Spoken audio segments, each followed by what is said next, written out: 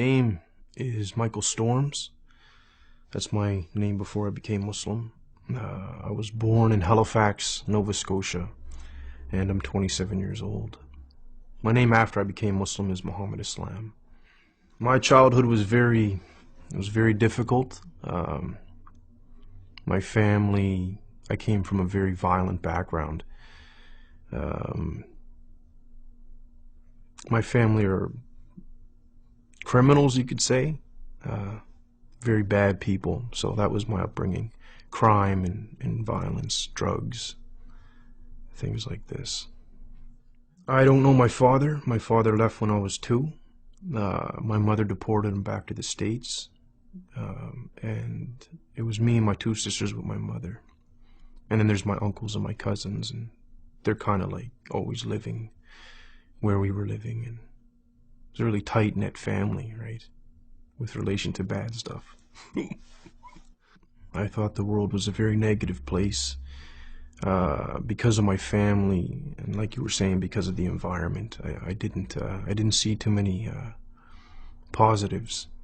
So, and you could also say that my family kind of restricted my access to other things. They wanted me to do things with them. So it reinforced that there's nothing good going on, right? When I was younger, I felt afraid, but then when I grew up a little bit, it became pretty normal. And so the people in my family I wasn't afraid of anymore. I was part of the team. But initially, yeah, because when you're young, you're pure, right? And to be bombarded with a lot of bad things makes you uneasy. Like any hardship, you get accustomed to it, though, right? When I was about 8 years old, I would go to. This was very, very rare. This is before I started doing other things for money. I would go to a bakery called Paradise Bakery, right? And I would wash dishes for hours on end, but I was too young to be paid money. So what Norris would do is he would pay me in food, some bread and jam and dates and little sweets and stuff like this. And I would go home and feed my 2 sisters that because my mother would be off doing some other crime, or she'd be in jail or something like this, right? Or I'd be out all night collecting recyclables so I can come home and feed my sisters in the morning. When you see that you haven't eaten for a couple days, you know, and there's nothing, so you have to try to do something to feed yourself and feed your family, right? So my other family wouldn't really take care of us. I started my little career when I was 14, you could say, and I was never close enough with too many people to say that I had friends that I could call on. I never really trusted anybody.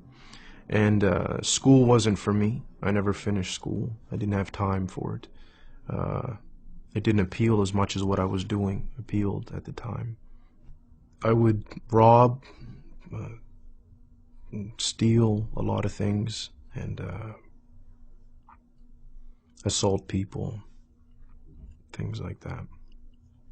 I was never alone, but I felt lonely, right? So I felt like there was like a void, something missing.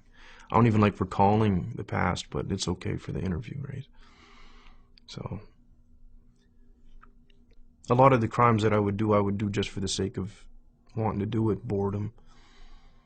The payoff was like a bonus, but if I wanted, like, for example, steal a car because I didn't want to walk somewhere, I would just take somebody's car.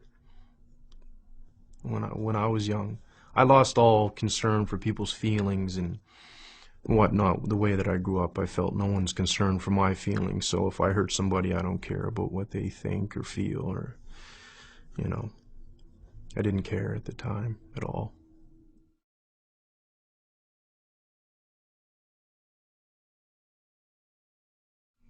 I was in my cell. It was towards the end of my sentence. I was just about to get out. And I didn't want to, I wanted to do something else. I didn't want to continue being bad, you could say. And so the way that I started to ask questions when I was by myself was along the lines of, I don't know if there's a God or if you exist, or I could be talking to myself for all I know. I don't know why I'm alive. Things like this.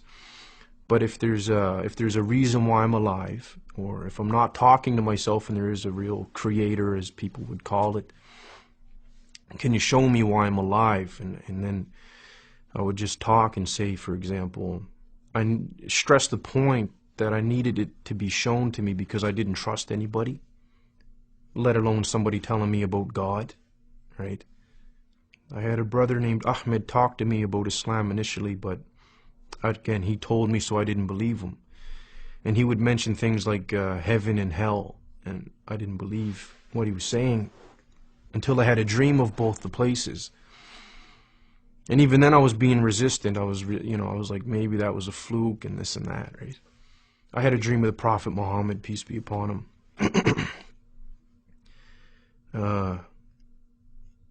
So things happened to me when I was awake and when I was asleep. And a lot of it happened to me in a very small amount of time. As soon as Ahmed started talking to me about Islam, I didn't believe him. Allah already knew that I wouldn't believe him, but that was like Islam, Muhammad, Allah, and it's like whatever.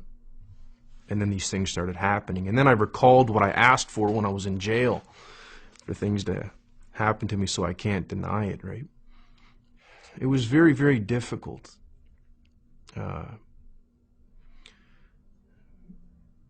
Doing what somebody else wanted you to do. It was so difficult for me, right? Even God.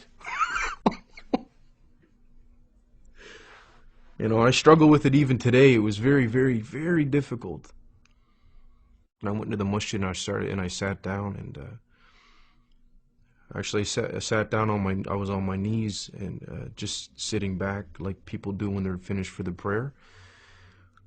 And I just started crying, right? And I was crying and crying and crying and crying and crying and drooling. I couldn't control myself, right?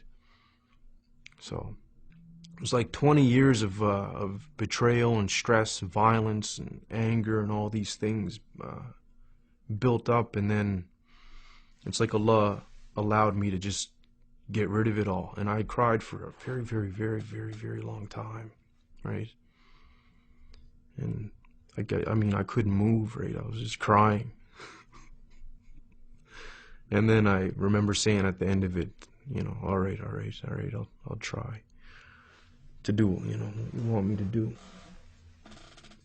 I am most pleased that I pray. Yeah, it's important. Very, very important. A feeling of safety from Allah and from His punishment, you could say.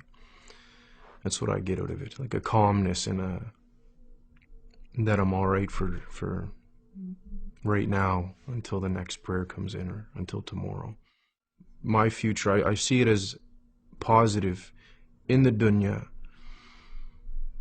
because it's going to be controlled and very simple, and that's why, that's my positive future here. Very simple lifestyle, that's positive. Don't hurt nobody. Don't get hurt. Inshallah, if I get forgiven in the next life, that's what makes me feel really positive, right? If I get forgiven, it'd be great, inshallah.